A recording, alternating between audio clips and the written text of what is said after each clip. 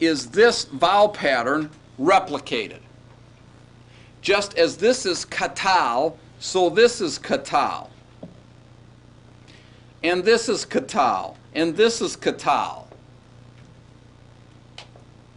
The only difference is that at the end of the word, we never told you this, because you really don't have to know it, theoretically, at the end of every word that ends in a consonant, you could put a silent schwa there. They just didn't write it at the end of a word. But theoretically, there's nothing. The silent schwa indicates nothing there anyway. The minute you have that in the middle of a word someplace, they have to put in the silent schwa. Okay? Knowing that that's a silent schwa reminds you that there is a syllable break here. Do you see that this is a closed syllable? Which is why you're going to get dagesh lene in the Begad Kafath letter that follows. All of that's making sense. The last piece is to recognize that the standard paradigm of the verb puts the accent away from these consonantal suffixes, which means that the accent goes here and it's ka, tal, ta, ka, tal, t, ka, tal, t. Now, let's look at this form. All right? This is by far the weirdest thing you're going to see in a long time. Okay? And if it's looking weird to you, that's a good sign because you're saying something weird is going on here. Okay? I could go into an excursus over why this form is the way it is. Let me summarize that and cut to the bottom line by saying it's because it developed this way historically in the language. It wasn't originally katalt. It was originally katalti, which looks a lot like this. All right. So that whatever's happened here is sort of a secondary development. Now, you don't have to know that, okay? But it's a way of at least explaining why it doesn't make any sense. Obviously, you got two schwas together here, and the rule says you shouldn't have two schwas together unless, if, and only if the first is silent, the second is vocal. And that's probably correct. That this is something like katal, t. But they don't end a word with a vocal schwa.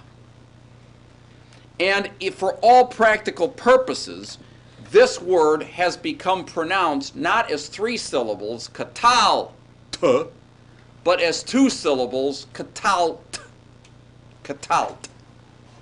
Do you hear that? Now that breaks all the rules because you're not supposed to have a syllable that's got three consonants in it. You're not supposed to have two consonants together in the same syllable, right? And that's all reasons why this form is just plain weird, all right? Sometimes things just don't have an explanation. Right? Because, technically speaking, they heard this as a two-syllable noun, not a three-syllable noun.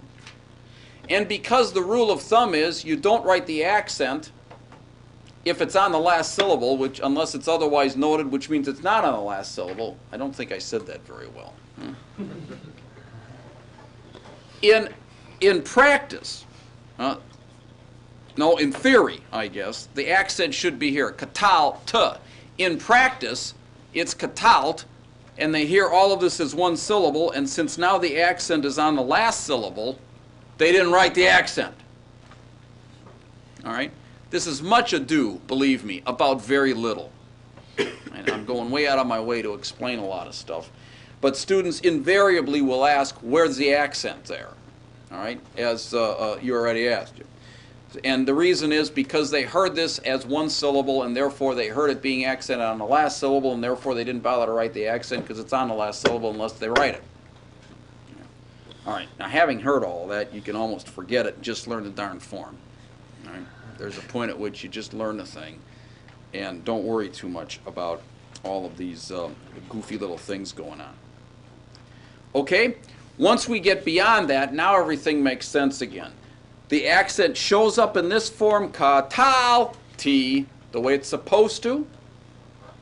We've already done this one with the vocalic suffix. It's ka, talu, with the secondary accent here at the beginning. That's because it's a different pattern. Over here, we really do have the same syllable, katal, tem, katal, ten. But the one additional footnote to these two forms is what? I talked about this right at the end this morning. Because these suffixes are the so-called strong endings, they do pull the accent to the end. Which means you're not going to write it, because it's on the last syllable, unless otherwise noted. And it also means that the first syllable is now purely and simply propretonic, and you will see a reduction to schwa there. Kital tem, kital ten. But when we get to the first person form, we have our katal with the accent away from the verbal suffix. Katal nu. Katal nu. All right? I'm going to tell you two things